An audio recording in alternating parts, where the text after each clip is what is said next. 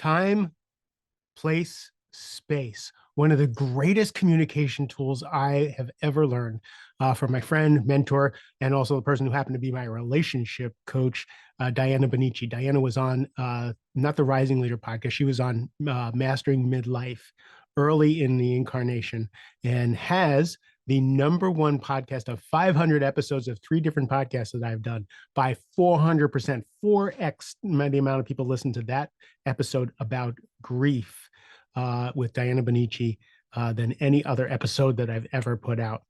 Brilliant, brilliant woman, an angel on earth, and don't know what I would do if she wasn't in my life. But she taught me time, place, space in order to help the communication in my marriage. Because yes, even though I'm a coach and even though I'm an expert at communication, when I'm invested, when I'm subjective and in the conversation, I need outside help to coach me to be better.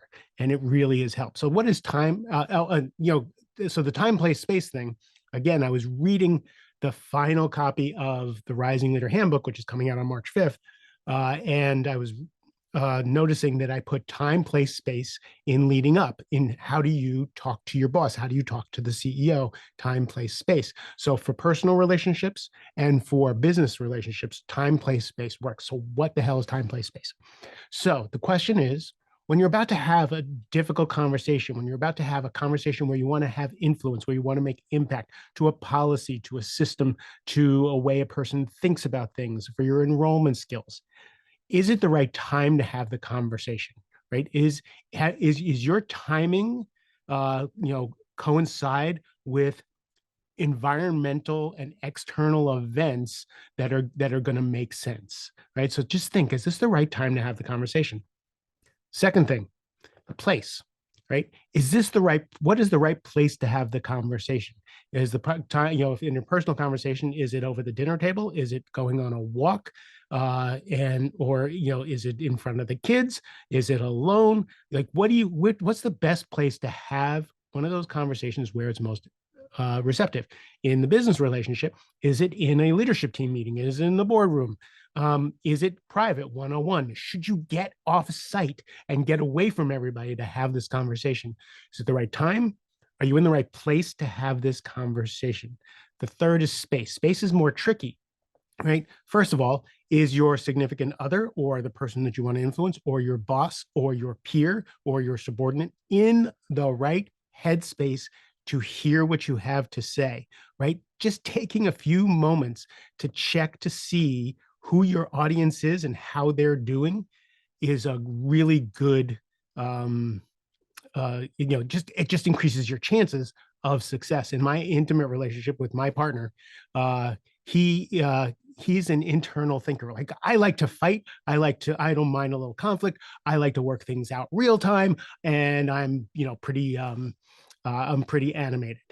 He needs to process. He needs to go inside and think about things. So when I'm going to bring up something that's important, I have to say, this is what I'd like to talk about. This is what I'm thinking about that. Let's talk later after you had time to stew over it, and let's have a conversation. And just that one little twist in how I communicate has changed the game about how receptive my partner is to what I have to say. So is your boss, is your significant other, is the person that you want to influence in the right headspace, time, place, space. Here's the other tricky part about space. Are you in the right headspace to have the conversation? Have you done the work so that you're bringing something to whoever it is you want to influence? Remember, this is enrollment skills, influencing skills. Are you in the right space to communicate in the way that you want to communicate? If you're angry, if you're really invested, if you're attached to the outcome, you have less of a chance of influence, right? So have you gotten in the right space? The other thing is, have you gotten in the right space? And again, remember your enrollment skills. Have you talked to whoever it is that what you're bringing up impacts? Do you understand the impact of whatever it is you're asking, right? Have you done that internal work so that you show up grounded with all your T's crossed and all your I's dotted so that you can have a clear, concise influential conversation. So time, place, space. If you take the time, whether it's in your personal relationships, your business relationships, it's just a game changer in how your influencing skills and your enrollment skills will land. It's changed them for me. So thank you for listening. Hope this was useful as ever. It's in the leading up part of the Rising Leader Handbook, which I'm so excited. Just a few weeks, I was just reading the last version before it goes to the printer. So fingers crossed it comes back with all the T's crossed and all the I's dotted. I love you a ton. Have a great rest of the day.